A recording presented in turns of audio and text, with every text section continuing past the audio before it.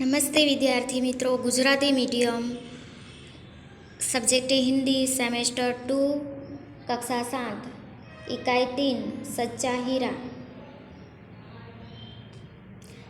इसका प्रकार है कहानी। तो विद्यार्थी मित्रों, उसके बारे में हम थोड़ी सी माहिती जानेंगे। प्रस्तुत कहानी में एक व्यक्ति के ज्ञान के साथ साथ उसके कर्म को भी महत्व दिया गया है। अच्छा ज्ञान अच्छी बातें है, लेकिन यह आचरण में नहीं है तो निरर्थक है। इस बात को रोचक तरीके से प्रस्तुत किया गया है। प्रस्तुत कहानी सच्चा हीरा कहानी में व्यक्ति के साथ साथ उसके कर्म को भी महत्व दिया गया है। जैसा कर्म करेंगे हम, वैसा ही हमें फल मिलेगा। अच्छा ज्ञान अच्छी बातें है, लेकिन वह आचरण में नहीं है। जो हम अच्छी बातें करते हैं और अच्छा ज्ञान भी है, लेकिन हम ही उसका आचरण नहीं करते, तो यह सब निरर्थक है, व्यर्थ है। इस बात को रोचक तरीके से इस पाठ में प्रस्तुत किया गया है।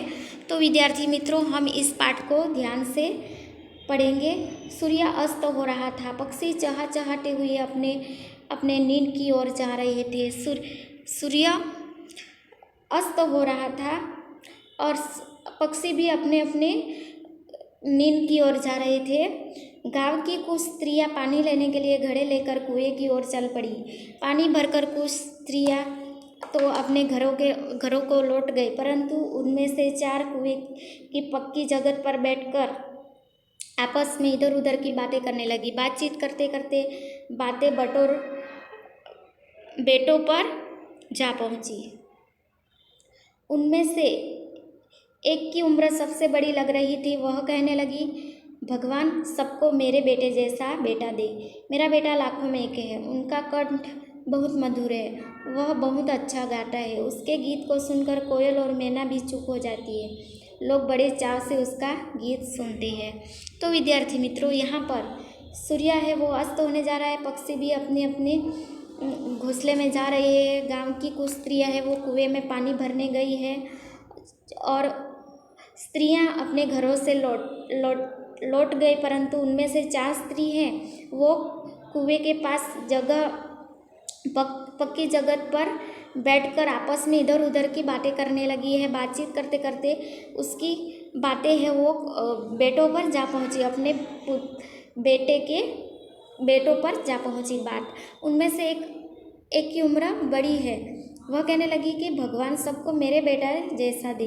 मेरा बेटा लाखों में है, एक है। उसका कंठ यानी आवाज़, तो उसका कंठ मधुर है, मधुर यानी मीठा।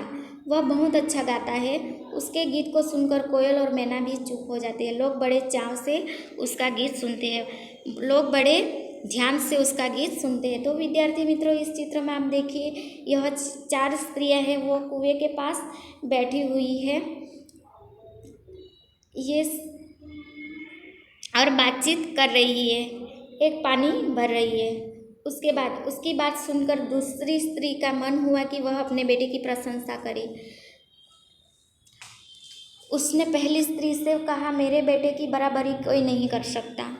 क्या है कि उन 4 स्त्रियों एक स्त्री की बात सुनकर दूसरी स्त्री, उनका भी मन हुआ कि वह भी अपने बेटे की प्रशंसा करे। उसने पहली स्त्री से कहा, मेरे बेटे की बराबरी कोई नहीं कर सकता। वह बहुत ही शक्तिशाली और बहादुर है। बहादुर यानी होशियार। वह बड़े बड़े बहादुरों को पछाड़ देता है।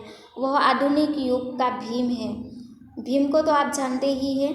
यह सब सुनकर तीसरी औरत भला कैसे चुप रहती। वह बोल उठी, मेरे बेटा साक्षात बृहस्पति का अवतार है। वह जो कुछ पढ़ता है एकदम याद कर लेता है। ऐसा लगता है मानो उसके कंठ में सरस्वती का निवास हो।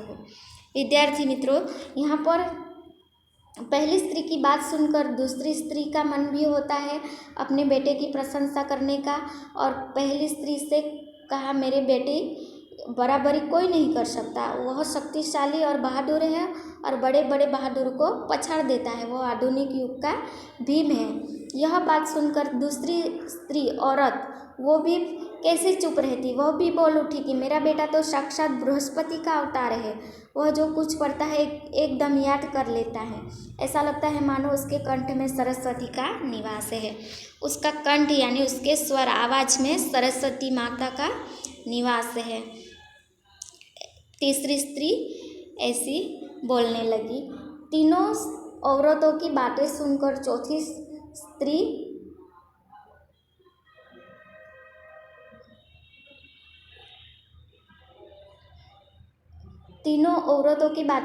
चौथी स्त्री चुपचाप बैठी रही। उसने अपने बेटे के बारे में कुछ न कहा। पहली ने उसे टोकते हुए कहा, क्यों बहन, तुम क्यों चुप हो? तुम तो अपने बेटे के बारे में कुछ बताओ। चौथी स्त्री ने कहा, बड़े ही सहज भाव से कहा, मैं अपने बेटे की क्या प्रशंसा करूं? वह न तो गंधर्व सा गायक है, न भीम सा बलवान है और न बृहस्पति सा बुद्धिमान है।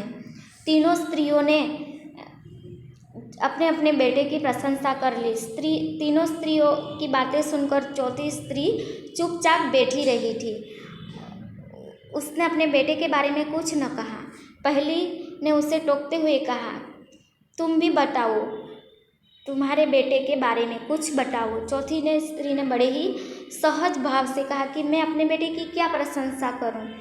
वह न तो गंधर्व सा गायक है, न भीम सा बलवान है और न बृहस्पति सा बुद्धिमान है। इस प्रकार वह कहने लगी चौथी स्त्री। कुछ समय बाद जब वे सब घड़े सिर पर रखकर लौटने लगी, तभी किसी गीत का मधुर स्वर सुनाई पड़ा। कुछ समय बाद, थोड़ी समय के बाद वे सब घड़े सिर पर अपने शीश पर रख कर वो लौटने लगी, तभी किसी गीत का मधुर स्वर सुनाई पड़ा। मधुर आवाज़ सुनाई। सुनकर पहली स्त्री बोली, सुनो, मेरा ही हीरा गा रहा है। पहली स्त्री बोल उठी कि मेरा बेटा गा रहा है। तुम लोगों ने सुना उसका कंठ कितना मधुर है। तुम लोगों ने सुना उसकी आवाज़ कितनी मधुर है। वह लड़का गीत गाता हुआ उसी रास्ते से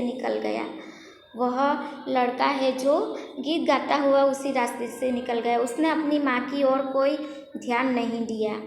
इतने में दूसरी स्त्री का बेटा उधर से आता दिखाई दिया। दूसरी स्त्री ने उसे देखकर गर्व से बोली, देखो, वह मेरा लाडला बेटा आ रहा है। शक्ति और सामर्थ्य में इसकी बराबरी कौन कर सकता है? वह यह कह रही थी कि उसका बेटा भी उसकी ओर ध्यान दिए बिना ही निकल गया। दूसरी स्त्री भी गर्व से बोली कि देखो, मेरा लाडला बेटा आ रहा है। शक्ति और सामर्थ्य में इसकी बराबरी कौन कर सकता है? वह कह रही थी कि उसका बेटा भी उसके और ध्यान दिए बिना निकल गया।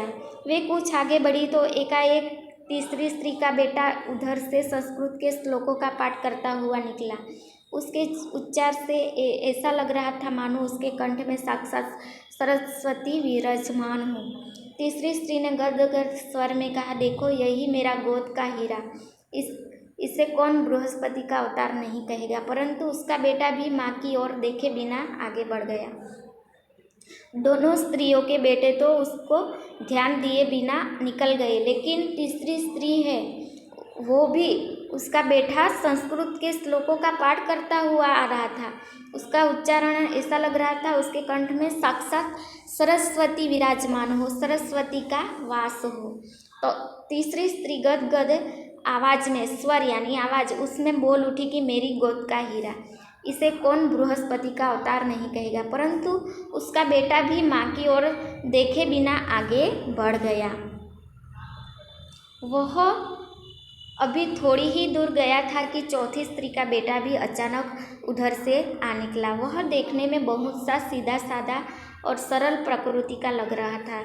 उसे देखकर चौथी स्त्री ने कहा, बहन, यही मेरा लाल है। तो विद्यार्थी मित्रों, इस चित्र में देखिए 4 स्त्रियां जा रही है और चौथी स्त्री का बेटा यहाँ आ रहा है। तो आगे हम देखेंगे। और ये बुढ़िया पीछे चल रही है 3-4 स्त्रियों के पीछे। चौथी स्त्री उसके बारे में बता ही रही थी कि उसका बेटा आ पहुँचा। अपनी माँ को देखकर वह रुक गया और बोला, माँ लाओ, मैं तुम्हारा घड़ा पहुँचा दूँ। मना करने पर भी उसके माँ के सिर से पानी से भरा घड़ा उतारकर अपने सिर पर रखा और घर की ओर चल पड़ा। क्या है कि चौथी स्त्री के बारे में, वो चौथी स्त्री है कि उसके बेटे के बारे में बता ही रही थी कि उसका बेटा उसके पास आ पहुंचा और अपनी माँ को देखकर वह रुक गया और बोला, लाओ तुम्हारा घड़ा पहुंचा दो। मना करने पर माँ के सिर से पानी से भरा उतार कर घड़ा अपने सिर पर रखा और घर की ओर चल पड़ा। तो विद्यार्थी मित्रों, आपने देखा है कि इस चित्र में वह घड़ा ले रहा है, चौथी स्त्री का बेटा। आगे देखिए विद्यार्थी मित्रों, तीनों औरतें बड़े ही आश्चर्य से चौथी स्त्री के बेटे को देखती रही। एक वृद्ध महिला को बहुत देर से इन औरतों के पीछे चलती हुई उनकी बातें सुन रही थी। पास आकर बोली, देखती क्या हो, यही सच्चा हीरा है। तीन औरतें बड़ी ही आश्चर्य से उसकी ओर, चौथी स्त्री के बेटे की ओर देखती रही। एक वृद्ध महिला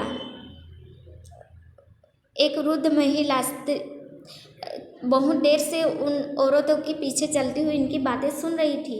पास आकर बोली, देखती क्या हो, यही सच्चा हीरा है। तो विद्यार्थी मित्रों, यहाँ पर यह चैप्टर पूर्ण होता है।